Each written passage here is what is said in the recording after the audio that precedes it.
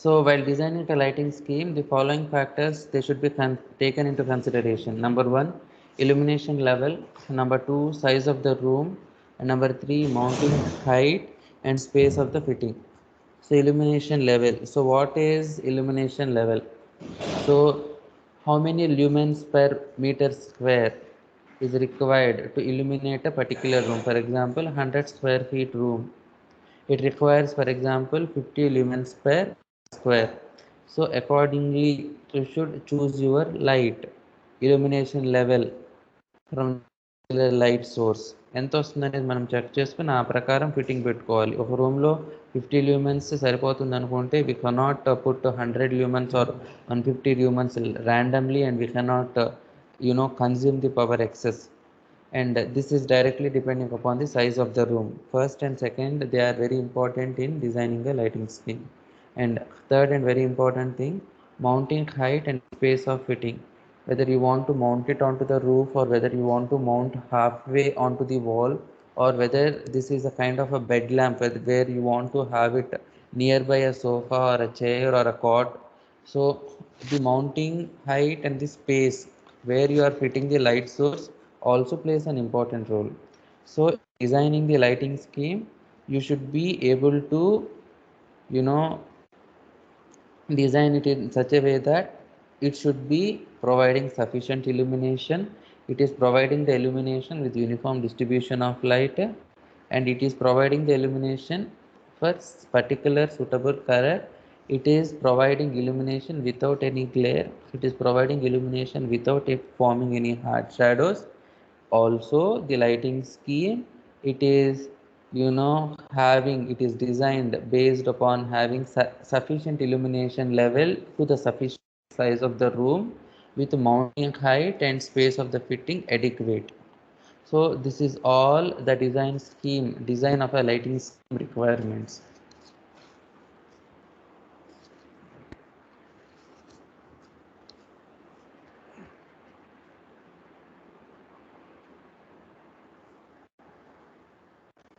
Next, we are going to talk some issues of practical lighting schemes, that is street lighting, flood lighting, LED lighting, general domestic lighting. All these things we are going to see. So these are the practical applications how lighting is being designed. So we are designing, first we are going to see the design aspects of street lighting. So street lighting, where do you observe street lighting? So it is required, it is observed everywhere. All our localities, highways, all these highway lighting, of course, it is a part of a street lighting, but it is dealt as a separate, scenario. But street lighting, this is a generalized type of lighting used for for your gated communities or colonies, shopping centers, regular streets, local roadways, promenades, etc. So, in order to make street more attractive, avoid any obstruction on the road for your drivers who are driving the vehicles. So, to increase the community value of the street, to clear the traffic easily in order to promote safety and convenience, especially during the evenings, okay, post 6 p.m. So all this is necessary, all these particular factors play an important role in street lighting. So street lighting basically can be employed using two different principles.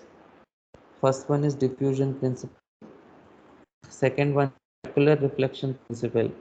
We are going to understand what is a diffusion principle, we have already seen, and we'll see a new concept called specular reflection principle.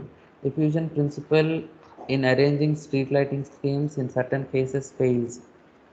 Where the diffusion principle fails for street lighting, specular reflection principle holds good. So the specular reflection principle is the same principle we are also going to apply it for highway lighting. So what is diffusion principle? So in this method, the light is directed downwards from the lamp by suitable designed reflectors.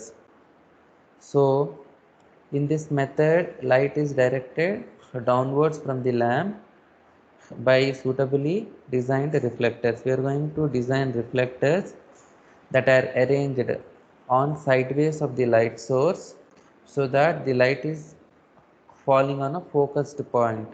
You might have observed street light having this type of having this type of arrangement. Reflectors ఉంటాయి. మీరు light ని street light ని observe చేస్తే దాని sides కి కొన్ని plates arrange చేసి ఉంటాయి, metal plates. These metal plates are nothing but reflectors. Sometimes instead of metal plates you will be also using glass plates, okay, as reflectors. Coated glass mirrors, not glass plates but coated glassed mirrors. So the design of these reflectors, they are in such a way that they may reflect total light over the load surface uniformly as much as possible. So the reflectors are made to have a cutoff between 30 degrees and 45 degrees. So this cutoff is necessary so that the filament of the lamp is not visible except just below the source. So this results in eliminating the glare. So illumination at any point on the road surface, it is calculated by applying two different laws. Either you can apply inverse square law, principles of illumination lo chusam manam, inverse square law, or point by point method. Okay, either of the two laws you can use. Okay, you can apply the diffusion principle. Next one, specular reflection.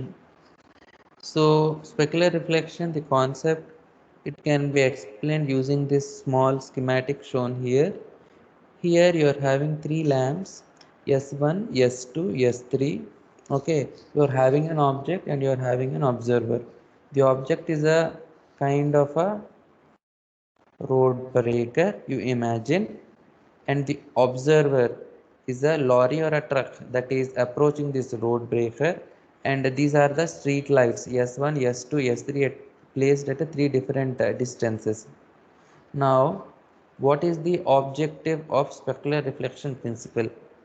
So the objective of specular reflection principle is that it enables a motorist to see an object about 30 meters ahead before the object is reached. Before that 30 meters kanna munde a particular object ni చూపించే principle specular reflection principle. So in this case the reflectors are curved upwards so that the light is thrown on the road at a very large angle of incidence. You are observing that. Okay, the center dots in the sources S1, S2, S3, and you are having reflectors surrounding it so that it is focusing the light from a very large angle of incidence.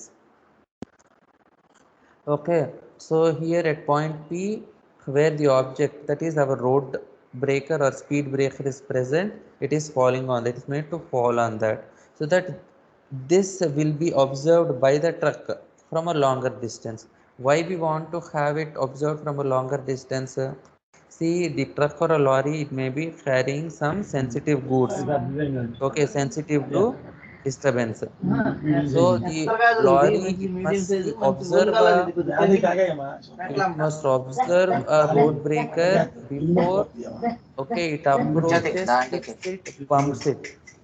Yes, please mute yourself. Please mute yourself. Who is it? Please mute yourself.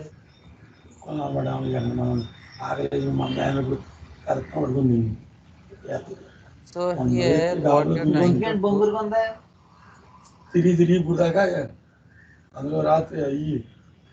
do.